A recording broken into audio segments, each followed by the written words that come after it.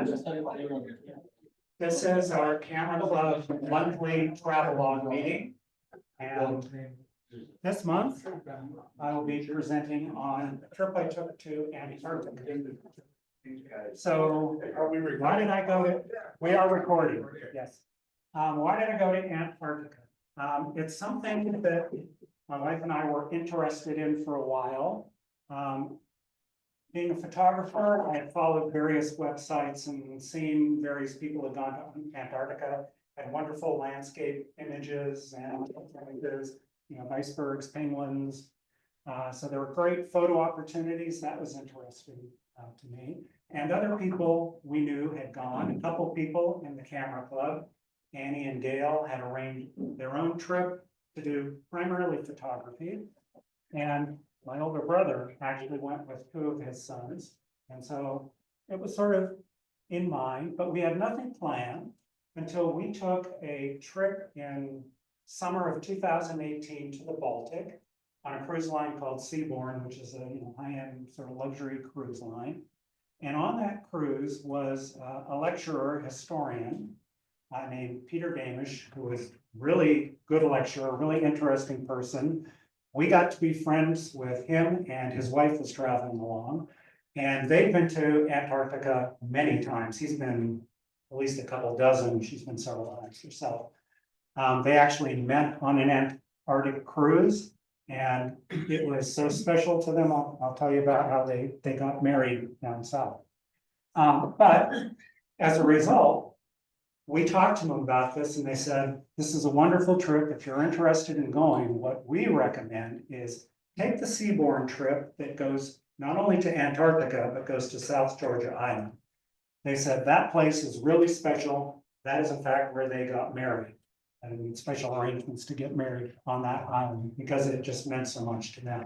So we said, great, we're going to sign up for this trip. And so this was 2018. We didn't have enough time really to sign up for the coming, Northern Hemisphere winter, Southern Hemisphere summer trip, which had been end of 2018, beginning of 2019. So we looked at the one that was at the end of 2019 going into 2020. The trip that Seabourn runs that goes to South Georgia Island happens to go over Christmas and New Year's. We thought that's actually, to us, seemed like a really attractive time to travel. So we said, great, sign us up.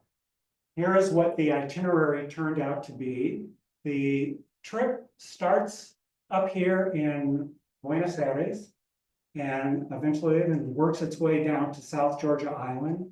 Continues to the Antarctic Peninsula. After several days there, you come back up to Argentina and Chile, the southern places, Tierra del Fuego, and then work up the coast, and you leave from Santiago. Okay, 24-day trip, which seemed good to us because if we get on a cruise ship, we don't want to go for just 7 days. It seems too short. Let's make it go for a while. Okay. That's not the only options you have. There are lots of other options, but this is one that was attractive to us. What we liked traveling on Seabourn for that Baltic trip because it was a high-end cruise line, very luxurious. And we said, we're going to Antarctica. I think, luxury would be a good plan. Okay, so in addition, they had some other things that they were doing. First of all, it was going to South Georgia Island. Back when it came back to Chile after visiting Antarctica, there was a trip, a shore excursion they planned to go to this national park shared between Chile and Argentina called Torres del Paine. And we said, that's a beautiful place with incredible mountain peaks and stuff. We'd really like to see that. So that was on the plan. And they're also sailing up through the Chilean fjords, which from what little we had heard about, that seemed like a really interesting thing to do. So everything about this trip seemed like it's ideal, okay? But you, planning your own trip, maybe you don't want to go for 24 days, that's a long time. There are other things to do. Particular camera club members here, maybe they're more interested in doing a photo trip. So there are photo tours that you can do. They're specifically for doing photography.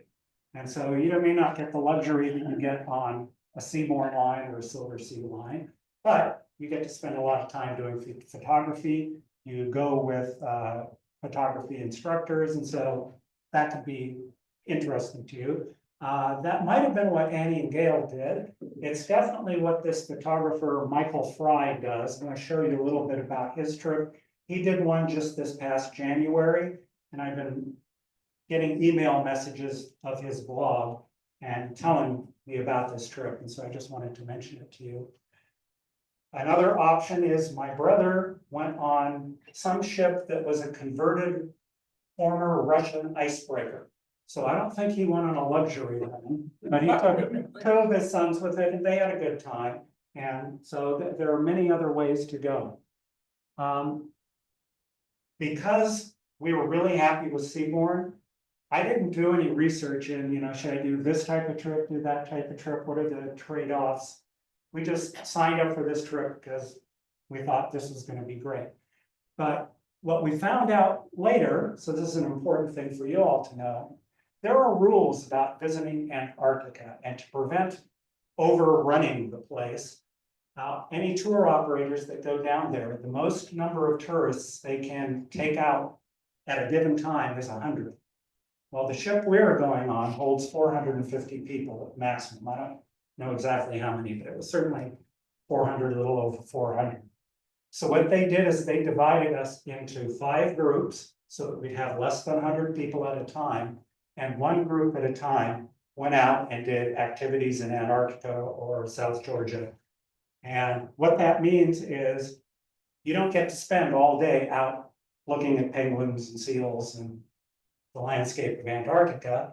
If you're in a larger ship that has to share it amongst different groups, we got to spend basically 90 minutes, and then our time out was up. You can still be out on deck on the ship and take pictures of icebergs and other things, but your time was limited, okay? Didn't know that before we went, but as it turns out, it wasn't an issue for us. Okay, so what are some of the other options? Sorry about this eye chart. But I just wanted to give you various different ideas. I went on, just Googled for companies that go to Antarctica and said, what kind of trips do you do? And so the one over here on the left, this is, I think, something new. It's called an Antarctic Bridge. What they'll do is they'll fly you from Chile, Punta Arenas, down to the South Shetland Islands, which are in the Antarctica archipelago. So you don't have to spend a day or 2 sailing down from the southern point of South America. And then you get on your ship in the South Shetland Islands and visit various parts of Antarctica for, could be 7 days, could be 10 days, could be 13 days, whatever they've planned in their itinerary. At the end, you can fly back, or you can sail back if you want. The more traditional route is you start in South America, you sail across what's known as the Drake Passage, infamous for being very rough waters. And then you arrive in Antarctica and you have all sorts of visits along the peninsula. Okay, you can do that option. I didn't compare the costs. I don't know what the costs are, but it seems like a lot of people are sort of moving over to this bridge thing where you fly down there. Okay, in fact, one luxury cruise company, Silver Sea, a competitor of Seabourn, they're even building a hotel down in Punta Arenas. I think it's in Punta Arenas, could be in Ushuaia, so that you can arrive at the hotel, have other activities to do at the hotel, and then you go on down to Antarctica. Other things I find by looking at this is most of the trips will, visit the west side of the Antarctic Peninsula, but there are some trips where they'll take you to the east side. And from reading this little blurbs here, let's see if I can magnify it a little bit, you can see other kinds of penguins on the east side. They claim you can see emperor penguins. We on the west side did not see emperor penguins. You'll find out which penguins we did see. But apparently, if you go to the Weddell Sea side, the east side of the peninsula, there are opportunities for emperor penguins. So if that's on your bucket list, that's something to be aware of. Keep in mind also, another option is you don't have to go from South America. You could alternatively go from Australia or New Zealand, which is shown over here. And what that gets you is visiting to the Ross Sea. And there are huts there that the various explorers left. And so you get to see those huts in addition to seeing all the animals. So that's another option. And then the final option is, this is a trip done by a French company called Ponant. And that company will take you from South America down to the peninsula, the Antarctic Peninsula, and then continue all the way along the coast of Antarctica to the Ross Sea. And then when they end, you end up in Australia or New Zealand.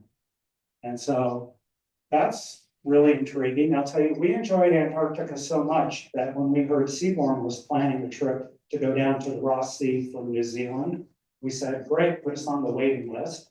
Turns out the trip never materialized, so we haven't done it, but that is another option you can do. And the prices vary from expensive to ridiculously expensive. No cheap. Yeah, there's no real cheap trip to Antarctica. This is the blurb describing what this photographer, Michael Fry, and his colleague, Justin Black, do for their trip. And I'll point out that one of the key things is, you can see in this comment that this person has said about the trip, is they get lots and lots of time either in the zodiacs or tromping around on Antarctica to take pictures and see the animals. Whereas we got 90 minutes a day, they may have several hours a day. So that's an option, but this is a whole different kind of exploration. This is a small ship. Their photography group consists of 10 people. That's it. That's all they'll sign up for. And so you're on a ship with, including crew, I don't know, 20, 25 people maybe. Whole different experience. I'm sure it's lovely, but it's not going to be the same luxurious experience I got. Okay, so if you're a photographer and you really want to concentrate on the photography, that might be an option. So the other thing I did research is, when do you visit Antarctica? High time in Antarctica is December and January. That's when the penguins have been breeding and they've laid eggs and they're hatching chicks. And as a result, it will be a little more expensive than going at other times. But that's when our particular trip that we wanted to sign up for was going. So we were happy with that. On the other hand, if you're interested in doing outdoor activities like camping on the ice and snowshoeing or skiing, you could go earlier, say in November, when there's more ice, because it's only spring in Antarctica at that time. So that's an option, depending on what you want to do. If you're really keen on seeing whales, then later in the season, February and March, you might have an opportunity to see more whales. We did see whales on our trip. So research what's important to you and pick your time accordingly. So our trip began in Argentina. We flew from Los Angeles to Miami and Miami down to Buenos Aires. And got there at 7 in the morning, checked into a hotel and did some sleeping for a while. We did a little bit of exploring on our own, but for reasons I can't remember or don't know, we just didn't take the opportunity to really explore Buenos Aires for whatever reason. And so I was looking back through my photographs, and I have no photographs of Buenos Aires. However, the ship had a photographer and a videographer. And at the end of the trip, they gave us pictures from the photographer, a 25-minute video from the videographer, and a big log of everything we had done with other pictures inserted into it. So I stole several of those Argentina pictures, Buenos Aires pictures here, just to show you that there's potentially some interesting stuff in Buenos Aires. And if you start from Buenos Aires, in retrospect, yeah, we probably would have gone down a day earlier and spent a little time there exploring. Okay, so the ship started in Buenos Aires. If you're going down to Antarctica, there's no place down there for the ship to stock up with supplies. So they're gonna need to stock up with supplies from where they depart. They were having a strike in Buenos Aires, as it turns out. So they had cleverly planned a second day before going down south in Uruguay, a place called Punta del Este. And so this is just a stop where they could load up more supplies and where we could go on a short excursion and just explore the local area. There weren't any significant things for me to show you pictures of that I remember, other than this sculpture that was on the beach right there called the Fingers, which was kind of interesting. We did some short excursions, but I don't really remember what it was. It wasn't memorable compared to the rest of the trip. You just took so many trips that you forget them all. It could be. This was 5 years ago, so I'm getting a little bit hazy on some of it. So upon leaving Uruguay, we sailed down to South Georgia. And that's 3 sea days of sailing down to South Georgia. During that, for at least one of the days, we got some really big swells, a big rough sea, 25-foot swells, which would the ship would ride up from the swell and then drop down, and crash. And so that was kind of interesting. Never before had I caught air in bed, but that was fun. My wife took seasickness patches, so she was wearing her seasickness patches. I didn't take any. Didn't really think I would need them. During this part, I was feeling maybe it might have been a good idea to have some. I asked her, can I have some? And she said, well, I don't know what the rest of the trip is gonna be like. I didn't bring enough to carry it. So I had to go without. It was okay though. I survived. Okay, made it through just one rough day. During the 2 sea days, we got to have a briefing, and the briefing is called an IATO briefing. And what does IATO stand for? It stands for, International Association of Antarctic Tour Operators. And that's all the people that go and run tours down there have gotten together and put together the various rules. I've already told you one of the rules, no more than 100 tourists on visiting Antarctica at any given time. So they explain that, but there are bunches of other rules. You don't want to contaminate Antarctica with plant material or other things that we might bring from elsewhere in the world. And so they told us about these trays that before you leave the ship and when you come back on, you step into the tray. It's got a fluid that's a disinfectant fluid. So you disinfect anything that's going to be your boots that's going to be touching the soil. If you've got walking sticks, several people use walking sticks. You stick the end of those into that to disinfect them. If you had a tripod, I reckon you would stick that in there too. I didn't bring a tripod, so don't know about that. The other thing they do is they tell you they've got to inspect your outerwear that you're going to be going on shore with. A lot of jackets and waterproof pants will have Velcro on them and or cuffs that could have attracted seeds or other plant material in them. And so they inspect all your clothing very carefully to make sure that you're not taking anything ashore that would be foreign. So speaking of which, what do you wear to Antarctica? And this is a major concern for me. We live full-time in India. I'm used to warm weather, not so used to cold weather. So they have clothing guidelines online. You can read about that. But the best thing is, I think, to talk to people who have gone there. And so I talked to Danny and Gail from the Camera Club. And I also talked to Leslie Danish, the woman we met on there, and several emails going back and forth. What do you recommend? So you start with a base layer, and she said she found that smart wool was a great base layer. So went to REI, got smart wool base layer. They have different weights of it that go according to numbers, 150 or 250. The highest one they had was 250, that's what I chose. Those of you who live in cold climates, you may have even heavier base layers here now. Short sleeve shirt, yeah. Okay, so you start with the base layer. Leslie also told me that fleece was the next middle layer, so I had a nice fleece jacket, I wore that. I found on Amazon some fleece pants to wear above the base layer.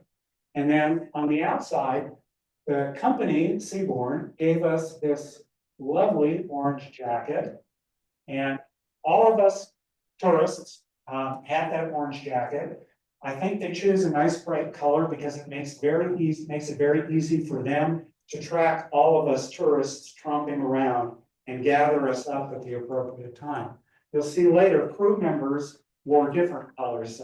When the crew got to go ashore, they wore blue. The expedition people wore these big jumpsuits in red. So different colors for different people.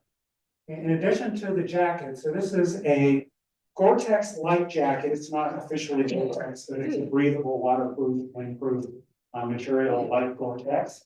It also has a sort of puff jacket that goes underneath it, that comes along with it. It's made out of a polyester film material. I had my own down jacket.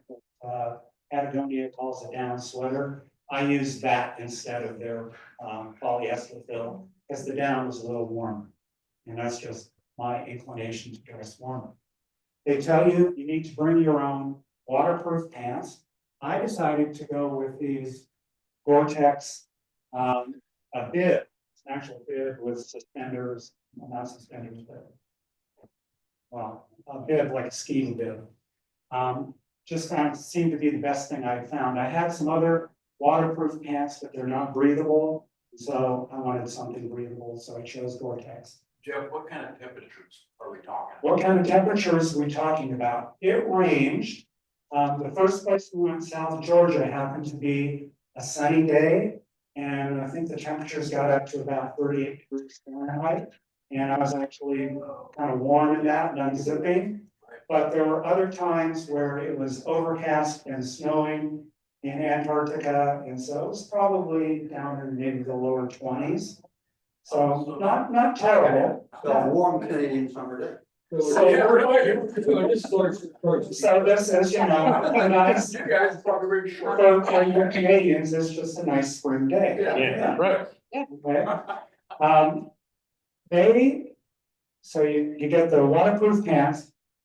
They provide boots. I think nowadays they give you the boots for free. We had to rent them for some fee. But you get these waterproof boots because you are going to be stepping off into the water when you go ashore. And they also tell you to wear, they recommend gloves that have a waterproof outer part and then a liner underneath. Because you know you're going to be traveling on these rigid inflatable boats, Zodiacs. You might get splashed or whatever, so have waterproof. I found out I didn't need the waterproof outer layer on the gloves. I just got rid of that after the first day, didn't bother with it, and just went with the liner, and that was fine for me. So, let's see. Skip a slide, but this is arriving at South Georgia. Okay, we did 3 days of sea days, and then finally we got down to South Georgia. A lovely sunny day, as it turns out. We continued down the coast and ended up at this one outpost of human activity that exists on the island called Grootviken. And this is where in the 19th century whalers had set up a station to do their whaling operations. And so it still exists with buildings and other material. And so that's where we spent our first day. To get ashore, as I said, you go in Zodiacs. And the Seabourn ship had 2 kinds of Zodiacs. One you see over here where the driver is in the middle, and that one's a little bit the larger of the 2, and it'll hold about 12 people, so they'll count off and put 12 of you on there. They have another kind, which you can see over here or on the right-hand side of the screen, which holds about 10 people, and in that one, the driver is at the the back of the zodiac. Okay, so you may notice over here on the left, there's this platform on the side of the ship, and that's where you get onto the zodiacs. And the way you do that is you come out of the platform, you reach out both hands and grab the arms and what's called a sailor grip of two other people, crew members who are on the zodiac, and they help you because you're stepping down a reasonable step to get on there, and you're only getting onto the inflated black part. And so after that, you'll take another step down, and the driver, who's seen up there, will help you balance, okay? Then you sit down on the opposite side and slide down and cross over if you need to. So what they do is they load the zodiac back to front, okay? An important topic we'll get to later.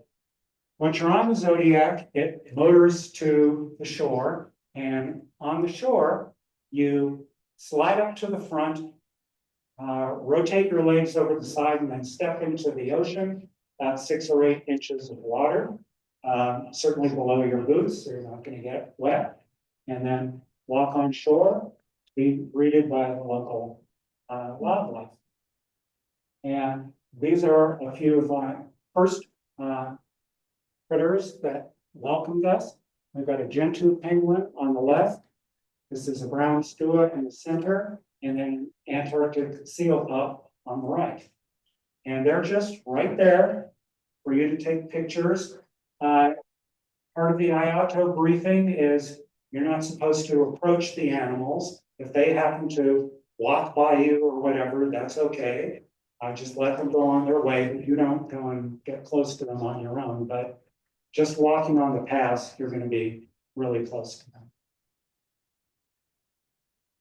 Rupviken is historic whaling area, and as so happens, probably the most famous Antarctic explorer, Ernest Shackleton, happened to die on South Georgia, and so he is buried in the cemetery there, and that is his grave. And so if you go on one of these trips, you will probably hear lots and lots and lots about Ernest Shackleton. The guides and historians told us all sorts of stuff about him. Okay. In addition, we ended up seeing now a couple other species of animals. These are king penguins, which are different from that gentoo penguin on the previous slide. And these are elephant seal pups.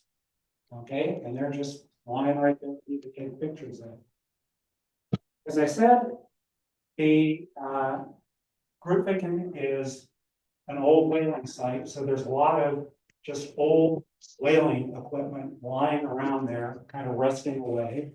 There is an organization that is slowly working, trying to clean all this stuff up and prevent this from being toxic to animals or anyone else.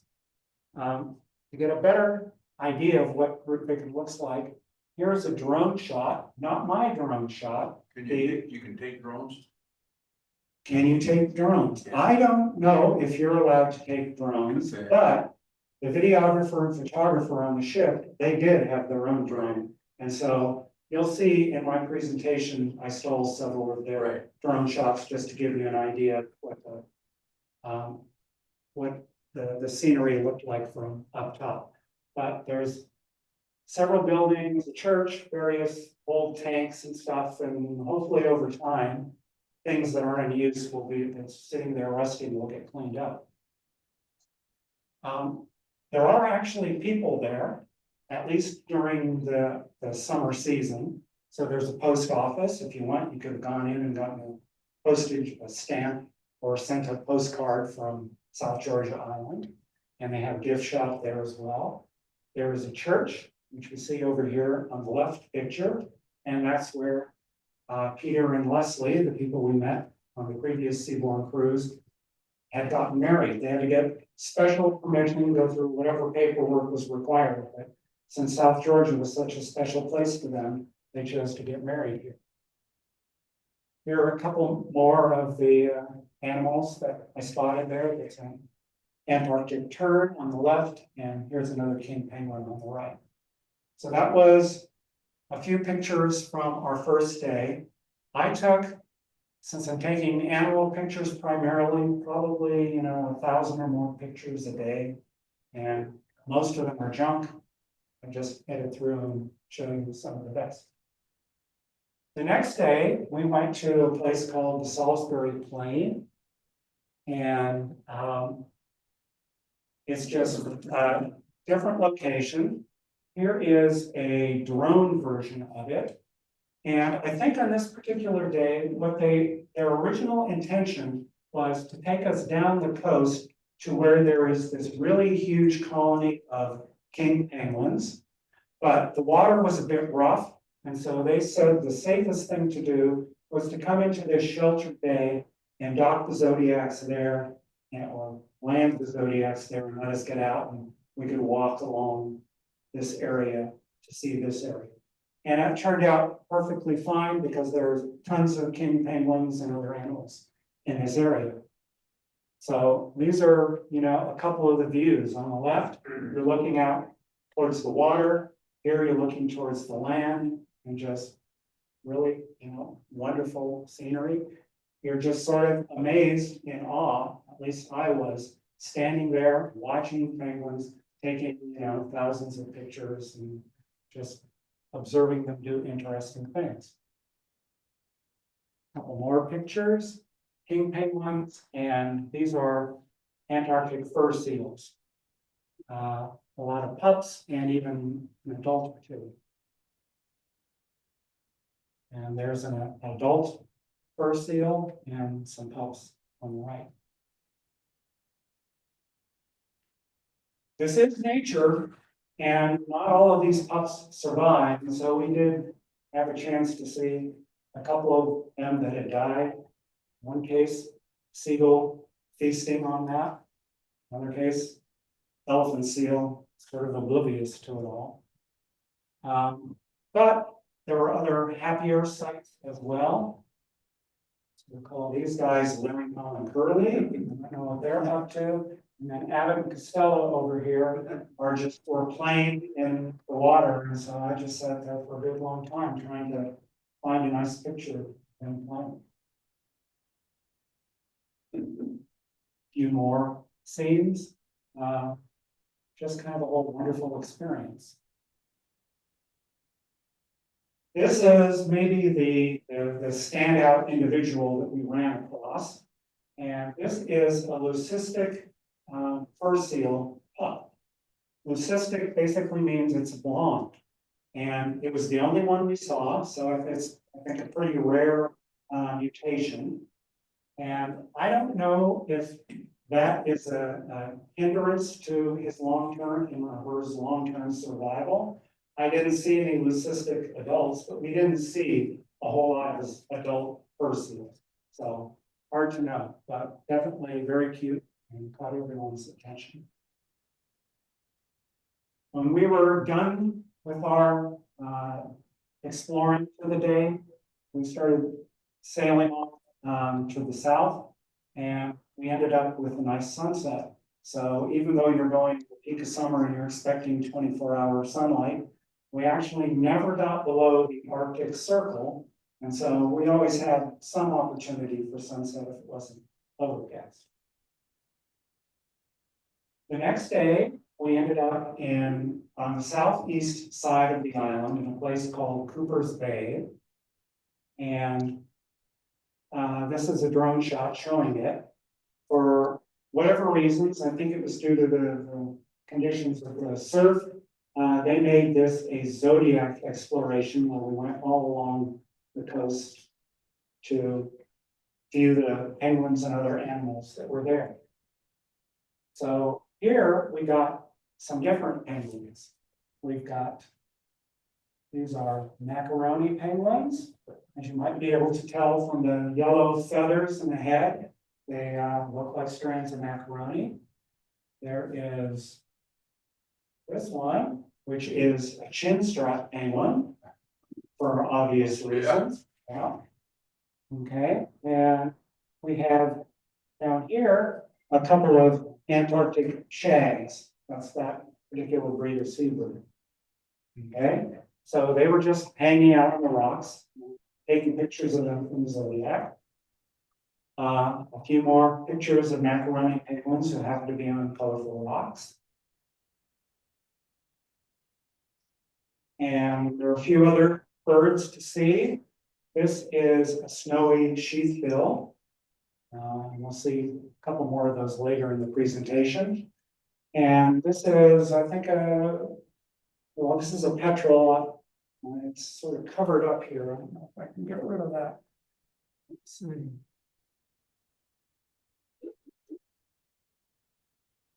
No, it's not going away. Ah, there we go. Okay, so that one is a giant petrel. It was swimming around just next to the zodiac. So there's a picture of him or her in the water with the zodiac. In addition to these guys,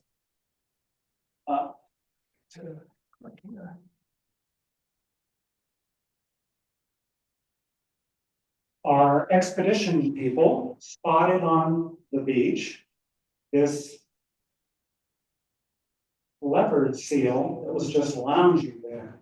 And this is a pretty important site because the leopard seal is the apex predator down here. They sort of feast on penguins. So it's kind of interesting to see the penguins just hanging out by the leopard seal. On the beach, out of the water, I don't think they're much threat to the penguins. But once they get in the water, they're a big threat.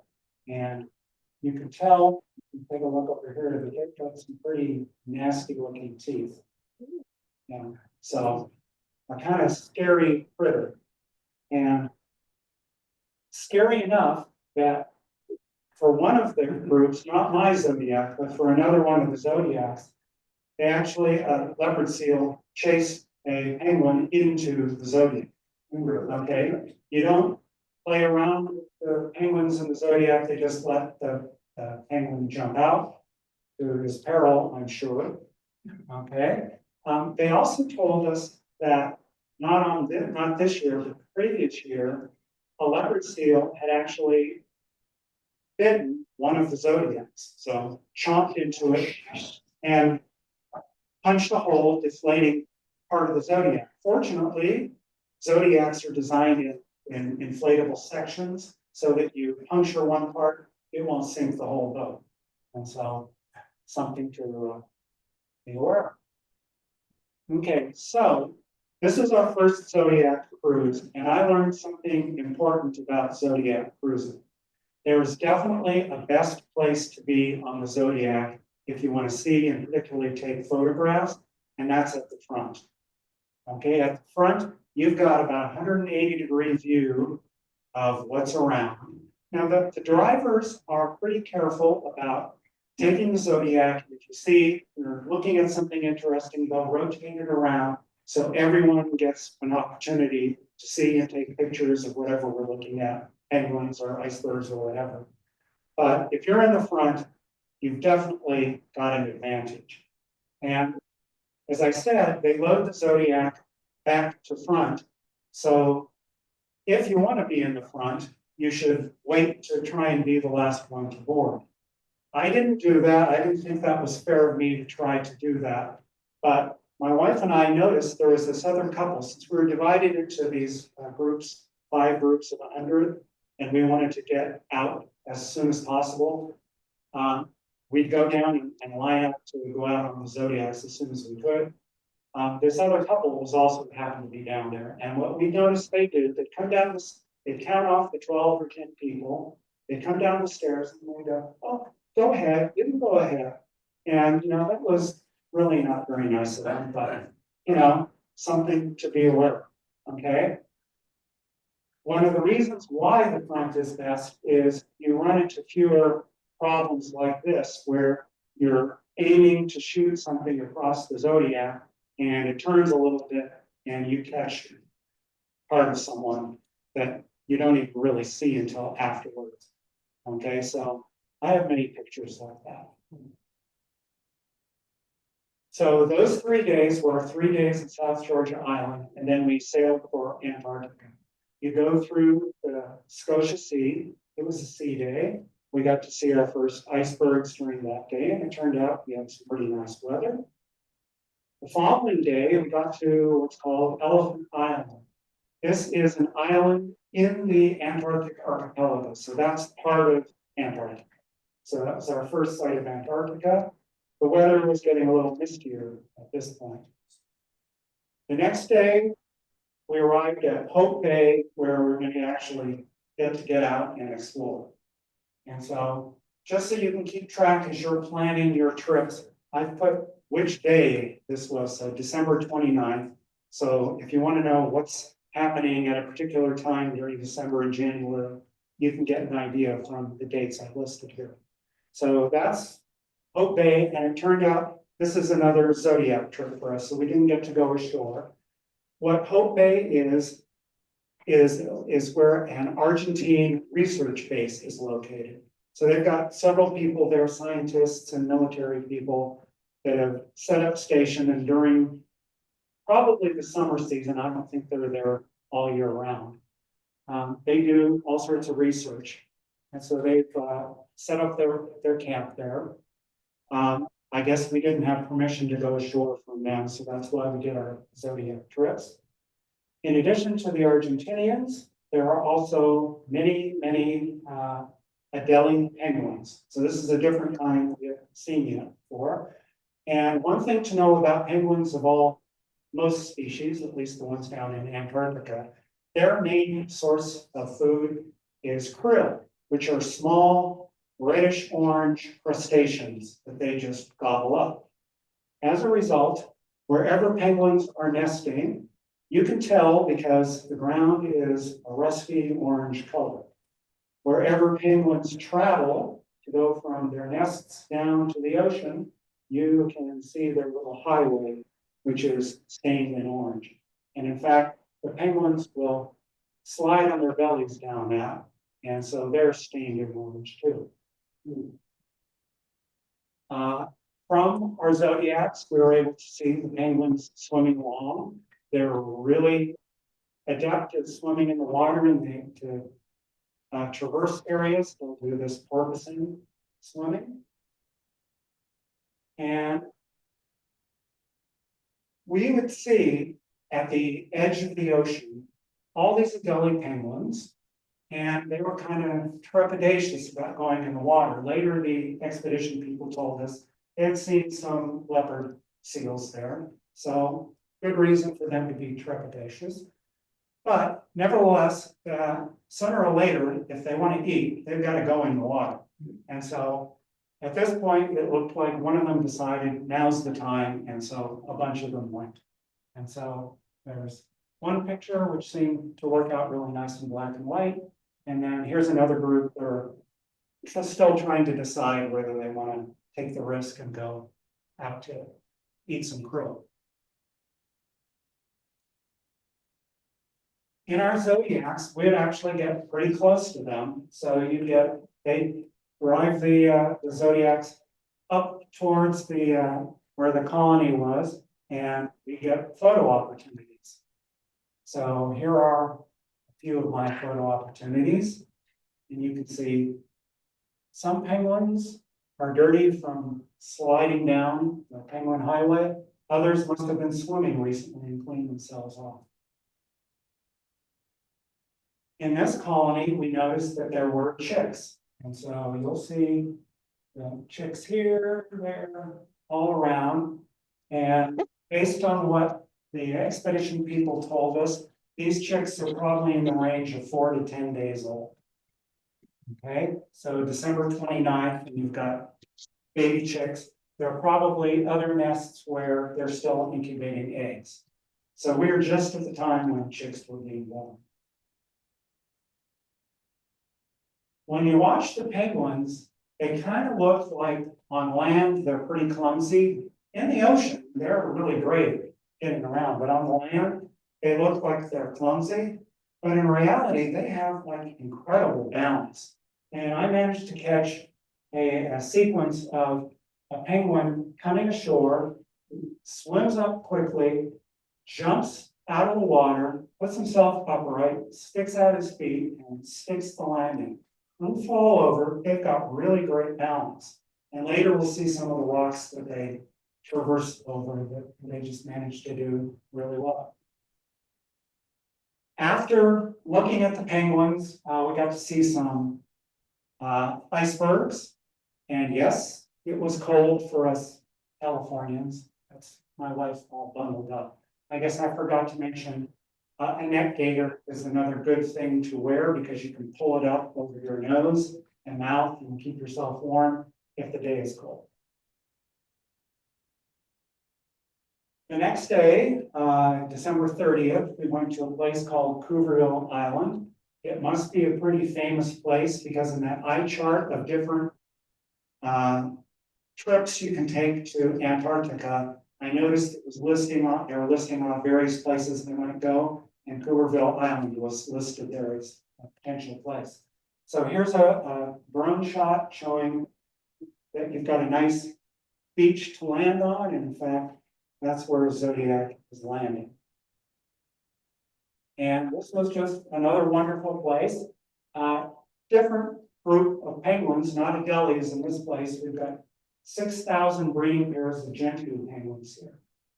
And so I just took pictures of penguins. There were also a couple of elephant seals just lying there.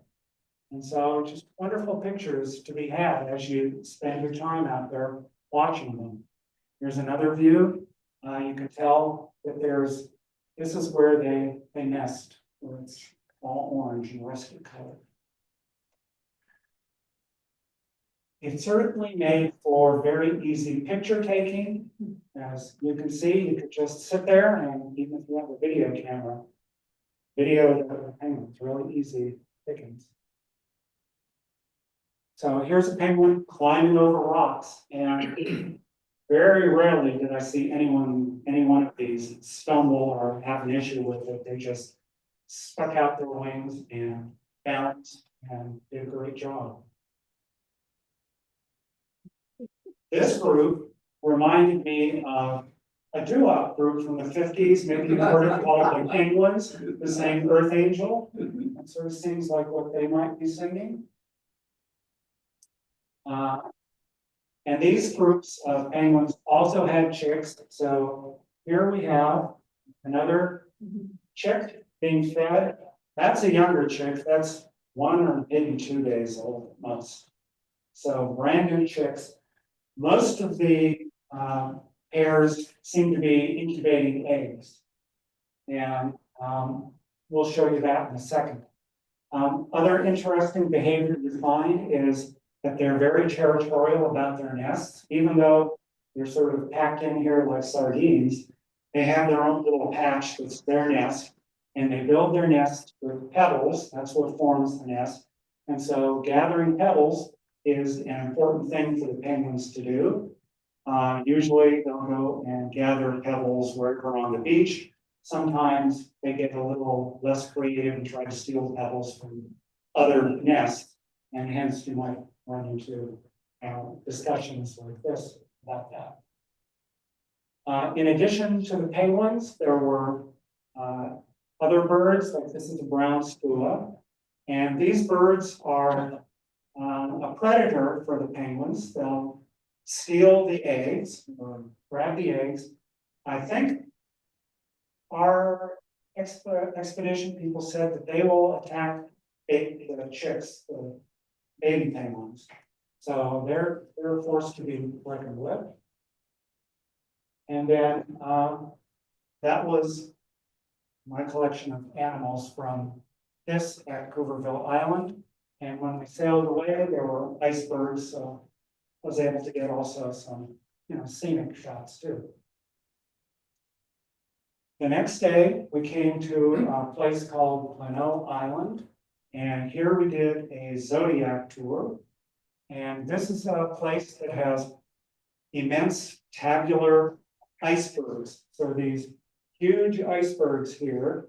You'll notice the Zodiac does not get close to the iceberg because the icebergs are continually having pieces crack off and break. And if you got close to it, if something dropped off, you get a big wave and that could flip your Zodiac, or chunks of ice could hit you.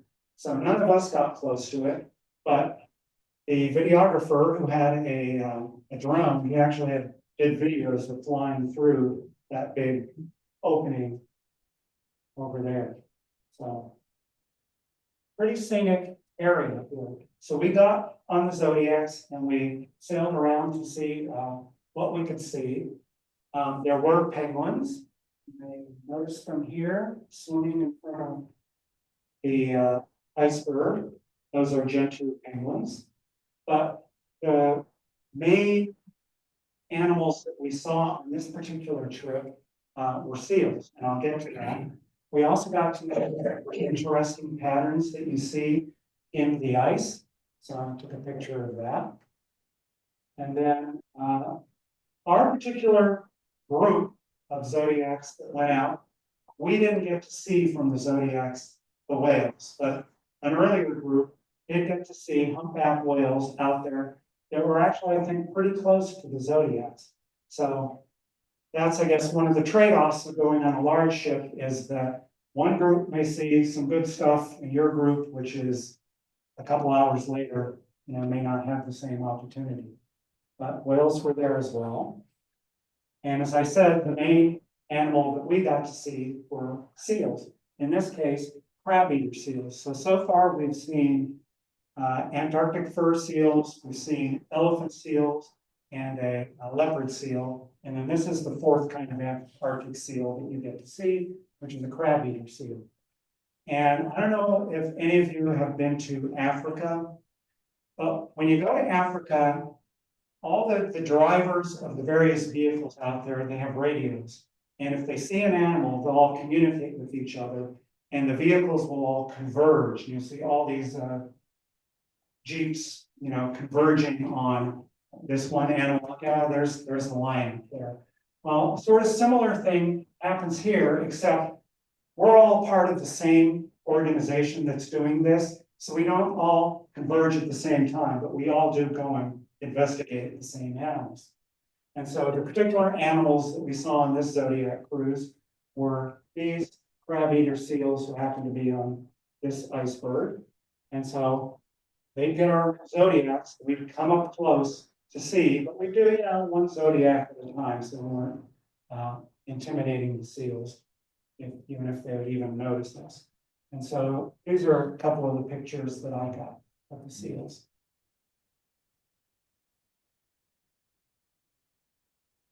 Later that day, we sailed away from Planell Island and went through what's called the Lemaire Channel. And it was just another scenic location where you get nice pictures of the land and the icebergs and the ocean next to it. Here's a second picture of that. And then the sun actually broke through a little bit later in the day. And so you have an opportunity for even a little bit of sunlight shining off of the hills. Our next day is January 1st, and here we went to Waterboat Point, which is where the Chileans have a research center, research/military center. And it was really kind of nice.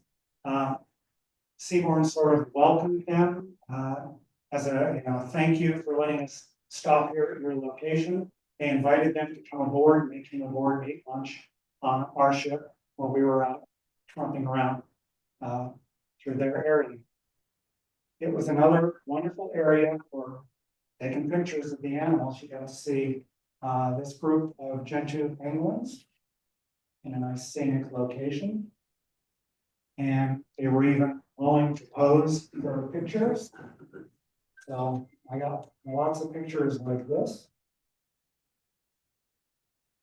And we ran across one of the most famous inhabitants of this area, who is Lucy. Lucy is a leucistic gentoo penguin. So like the fur seal we saw before, a blonde penguin. Lucy is well known here that the expedition team had seen her in previous years. So clearly, as an adult, being leucistic and not black and white like the other penguins is not an impediment to surviving. So it's just, she happens to be blonde and the others are different color. Here we have one penguin that had a couple of chicks. Most of the others were just incubating eggs. So these are probably, like we saw before, 1 or 2 days old. Couple more that are incubating eggs. And seem to be curious of me. In addition to the penguins, we saw some more snowy sheathbills here. And they're also predators. They'll go after the eggs, but I don't think they actually go after the individual chicks. But they will try and steal food when the parent parent penguin is feeding the younger ones. At least that's what they told us. I don't know about how you go about doing that, but apparently they do that. Okay, another scenic view of penguins. And that was that for the day. The weather got a little nicer towards the end of the day. So, January 2nd, we continued heading a little bit farther north, and we went to a place called Dorian Bay. And here we saw whales. And one of the expedition team was a whale expert, and so she was just, enthused beyond all get out because the whales were demonstrating a particular feeding method that some of these whales down in Antarctica and a few other places in the world do, which is called bubble net feeding. So several whales, like half a dozen whales, will get together in a group and they'll notice that there's krill around. They'll blow bubbles in a circle, which will scare the krill, causing them to coalesce into a big school, compact school. And then the whales will just swim up through the bubbles with their mouths open and eat all the krill. Okay, so interesting thing to observe. I think the videographer with his drone actually got some drone shots of that happen. From the ship, not quite as dramatic, and they're a little bit farther away, so you take a picture with your longest lens and crop in, and you can get a picture of them eating. The nice thing about looking for where the whales can be is you just sort of follow the seagulls, and the seagulls kind of can figure out the whales are just about to come up and eat. One of the activities that our whale expert, Lisa Baldwin, encouraged us to participate in was adding to their database of humpback whales. It turns out that humpback whales have a unique identifying feature, which is the underside of their tail, a fluke. And it's different for every whale, just like a fingerprint. And so of the pictures I took, I can identify, I think, 4 different whales. The one up here on the left has a little chunk taken off of the right side.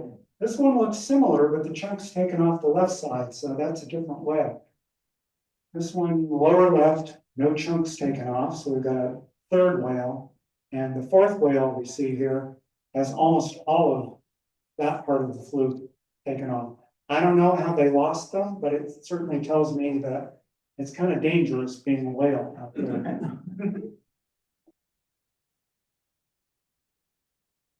After going through Dorian Bay, we arrived at Torgerson Island, which is an American base. I guess we didn't have permission to land there, so we did Zodiac cruises here. And got to see, in this case, a group of Adelie penguins. And we also got to see more elephant seals who were keen to pose and even wave. We saw more birds. This is a southern giant petrel on the left and another Antarctic shag on the right, where you can really see the blue ring around the eye, which is pretty striking. Our final day in Antarctica was January 3rd. We went farther north to a place called Half Moon Island, which I think is named for obvious reasons, given the shape of this bay. And there we got to go ashore again. And this is a wreck of a boat from the whaling days. So this is, that could be 100 or more years old. Just sitting there on the beach decaying. And there are penguins as well. In this case, chinstrap penguins. So we got to see them up close. They too had chicks. So these chicks would be 4 or 5 days old, probably, something like that. And they were particularly fun to watch, just really entertaining in the way that they would, show you what's going on. And this one over here was carrying a rock, a pebble to go presumably to the nest. So some are having chicks, some are still incubating and building nests.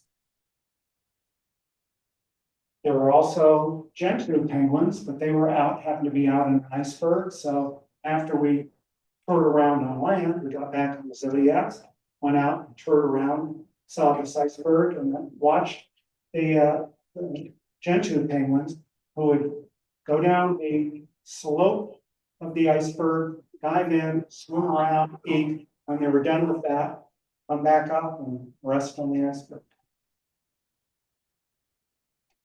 So that was Antarctica. We finished that, and then we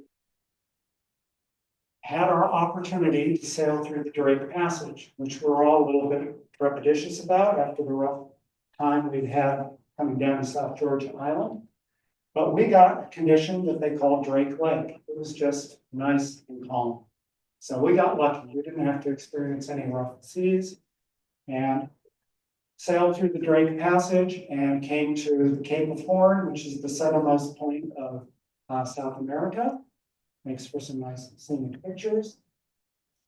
Later that evening, we got a nice sunset. And as I was out in the back of the boat, taking pictures of Cape Horn, taking pictures of the sunset, there were birds that were just flying up behind the boat. I guess we stir up whatever they're interested in eating, so they don't to hang out with the boat.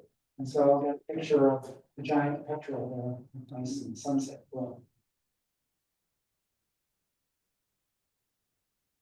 The next day, we got to what's called the Beagle Channel. The Beagle was a ship that Charles Darwin sailed on when he was going around the world and going to the Galapagos and other places. He sailed through Cape Horn and this area of the Chilean fjords. And there's a big sheet of ice there that they've now named the Darwin Ice Field. And it has 5 glacial fingers that come out to the ocean. And so you can see them named here. We got to sail through during the day, so we got pictures of some of them. Unfortunately, I didn't remember to turn on the GPS in my camera, so I can't identify which is which. Sorry about that, but these are 2 of the fingers. And eventually we got to the end of the Beagle Channel, and we're seeing basically Chilean fjords at this point. We spent the rest of the trip sailing up the coast of Chile and stopping at various places. And recall one of the reasons we were intrigued with this long trip that went all around was that we get to see the Chilean fjords. But we've also seen the Norwegian fjords, and we've seen fjords in New Zealand. And I'll have to admit, the Chilean fjords, in contrast, just were nowhere near as impressive. We were somewhat disappointed with Chilean fjords. Yeah. If you go to Norway, you'll see fjords that go up 4,000 feet and come right down. Yeah. You'll see things that are similar in New Zealand, Milford Sound, such. Here, you didn't see that great height that came right down to the ocean. So, to us, these were a little disappointing, but that's the way it goes. We did 4 stops along the way. One of them we were pretty keen on, Punta Arenas, because we were supposed to have a trip from there to go to see Torres del Paine National Park. However, earlier during the cruise, they sent out a notice to us saying the short excursion that was going to go to Torres del Paine had been canceled because the tour operator who was in charge of it, they were going to fly us from Punta Arenas to Torres del Paine, and Seabourn was not happy with the insurance that they had lined up for that and not comfortable, they just canceled it. That's one of the realities of cruising, and especially in expedition cruising, is nothing is for certain.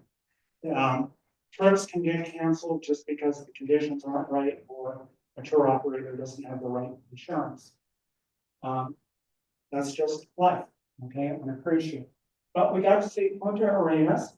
We got to see another town, which is called Castro, in Chiloé Island, which was a very pretty place, but nothing really exciting in terms of landscapes or natural parks or stuff until we got to Bartholomew, where they have a national park that's got several volcanoes in right near. So we got to go visit, hike around in that national park. And so you can see a picture of one of the volcanoes shrouded in clouds. Our final stop was, the port was called San Antonio, but the city right near it is Valparaiso, Chile. And so we got to take a tour there and then take the bus to Santiago, where we flew home. So that was our trip. It was a fantastic trip. I liked it so much, just immediately signed up for another seaborne trip to go to the Arctic instead of the Antarctic, because I just had such a great time. We also tried to sign up for get on the wait list because we read that Seaborn was going to do a trip to the Ross Sea part of Antarctica. We said, okay, put us on the wait list for that, but they changed their minds on that, and that trip never materialized. But I'm ready to go back. It was a wonderful trip. So, any questions? Where in Antarctica, or where in the Arctic are you going? Where in the Arctic? We went. So we took a trip where you start in Oslo, Norway, and they fly you to Longyearbyen, which is on the Svalbard, which is a Norwegian island chain Way up there. way up there. Polar bears there. Got on the ship there, went above, saw polar bears, saw various other things, went from Svalbard across to Greenland and ended up in Iceland. So that was a 2-week You trip. never went to Point Barrow, Alaska. That's the northernmost point in America. No, didn't do that, but we are doing a trip later this summer called the Northwest Passage. Yes. So we're gonna go from Alaska, from Nome, all the way across to Newfoundland. And so, yeah, My home. great trips. And when you were wandering around the beach amongst all the elephant seals and penguins and stuff, there was no concern about the animals. So, as we're wandering around the beach, is there any concerns about the animals being aggressive? On, in Grytviken, in St. George,